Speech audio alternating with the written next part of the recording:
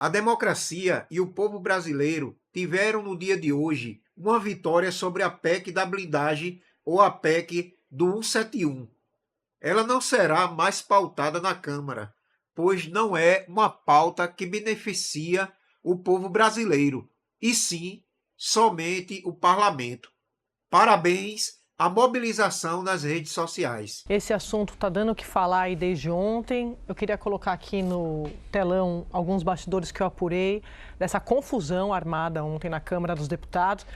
Ninguém querendo assumir o texto que todo mundo queria aprovar. Nós sacamos aqui, né? A gente percebeu Desde aqui na tarde, entrevista que não tinha texto, que não tinha nada. Eles já sabiam, eles só não queriam que a gente soubesse.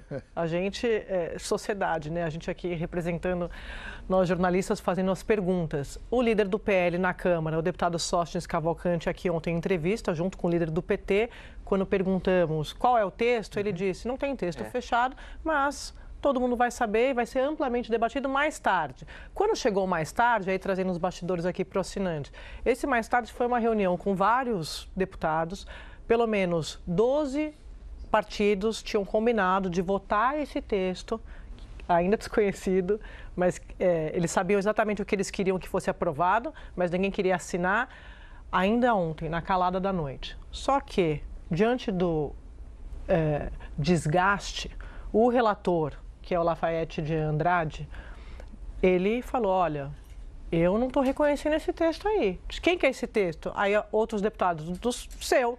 Não, meu não. Eu não vou assinar, não é meu. Então toma que o texto é teu. Foi, sabe, peteca? Foi jogando para ver quem que ia assumir a paternidade desse texto aqui. E de forma paralela, alguns parlamentares fizeram chegar trechos desses textos em discussão. Líderes da base me disseram que eram 2 textos, líderes do Centrão me disseram que eram 4 textos em discussão. E aí trechos dessa geleia de textos chegaram para ministros do Supremo, que quando viram do que se tratava a proposta central, por exemplo, prisão de parlamentar só com 2/3 do Supremo, ficaram perplexos e procuraram líderes do Centrão para saber se aquilo procedia. E aí os líderes do Centrão começaram a se explicar, não, veja bem, isso é um rascunho, isso é um esboço, e foram para cima dos líderes do governo, atribuindo a eles o repasse desses trechos para os ministros do Supremo.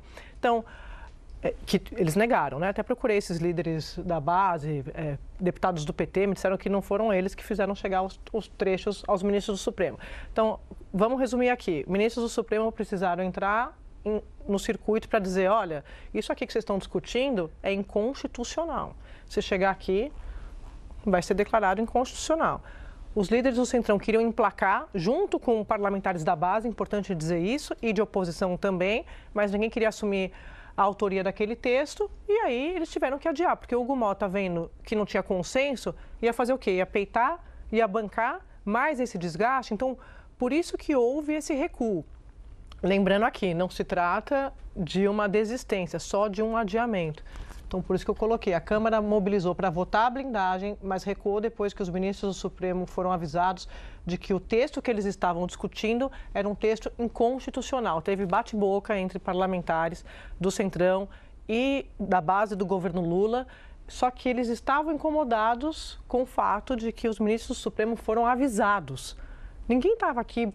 Com a inconstitucionalidade. Não, ninguém aqui estava preocupado que aquele texto que estava em discussão era um texto de causar arrepios à Constituição, que é disso que se tratava, Merval, toda essa discussão de ontem. É uma vergonha, né? É uma coisa absurda. A gente aqui de tarde já entendeu que não tinha texto ou que o texto era tão extravagante que ninguém queria divulgar com muito tempo de antecedência para ser debatido, né? Sim. Realmente é uma coisa lamentável que está acontecendo no Congresso. Foi muito... quando alguma coisa parece estranha, com certeza ela é estranha. A gente comentou aqui, Otávio, Lins, Trigueiro, Valdo, na semana passada ainda, que eu estava surpresa que eu não sabia nem... Eles não queriam dizer quem era o relator. Então, assim, a gente está vendo, mas qual o texto que vai valer? A gente está vendo. Por causa disso, porque quando eles chegaram para discutir, alguém tinha que assumir, deixar digital ali. E, como a gente viu, o líder do PL também foi criticado nos bastidores porque ele antecipou essa informação de que não havia texto. Não, gente, repito, não tem nada a ver com o mérito, tem a ver com a forma. Sadia, ninguém quer deixar as digitais nessa PEC do Alibaba. PEC do Alibaba porque vão transformar aquilo numa caverna com um monte de bandido dentro e que para a lei alcançar você precisa de uma senha. Não é o abra-te sésamo, é a permissão da própria Câmara. E eu falo isso, não é essa leitura rasa de política é tudo bandido, não, porque eles não estão entendendo o que eles vão fazendo. Isso vai acabar o Centrão, vai acabar. Eles estão assinando, decretando a pena de morte, porque quem vai para lá, você criando essa categoria de privilegiados que não podem estar ao alcance da lei, quem vai para lá é PCC, é miliciano, é traficante, que já estão nas assembleias estaduais. E quando chegar lá, não, mas pô, olha, veja bem, não vamos transigir, se houver um bandido, nós vamos autorizar. Mentira. Quando houve o caso do Brasão, que a comissão de ética ia julgar, tinha muito deputado com medo. Com medo, não queria se meter. Tanto que a comissão de ética...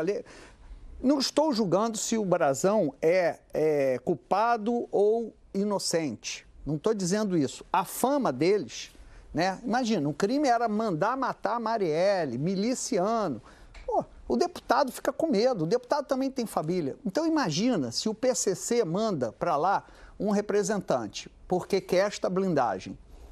Você acha que o deputado vai ter coragem de autorizar? Não vai. E aí o deputado do PCC vai falar, opa, na próxima eu preciso fazer mais 2, faz mais 3. E vai ter mais dinheiro que o Centrão. Porque o Centrão, para eleger, vai precisar do fundo partidário. O crime organizado é infinito, o financiamento da campanha. Eles controlam territórios.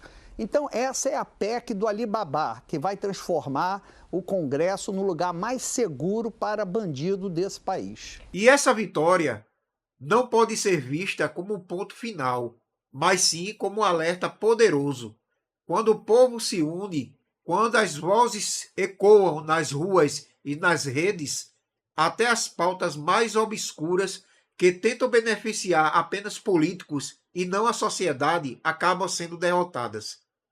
A chamada PEC da blindagem, ou como muitos já batizaram de PEC do 171, foi retirada de cena porque a pressão popular mostrou força.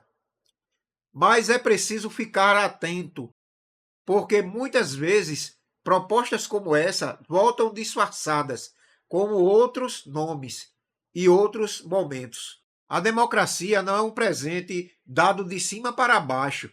Ela é construída e defendida diariamente, com mobilização, consciência e participação popular. Que essa conquista inspire a todos nós a continuar fiscalizando, denunciando e cobrando.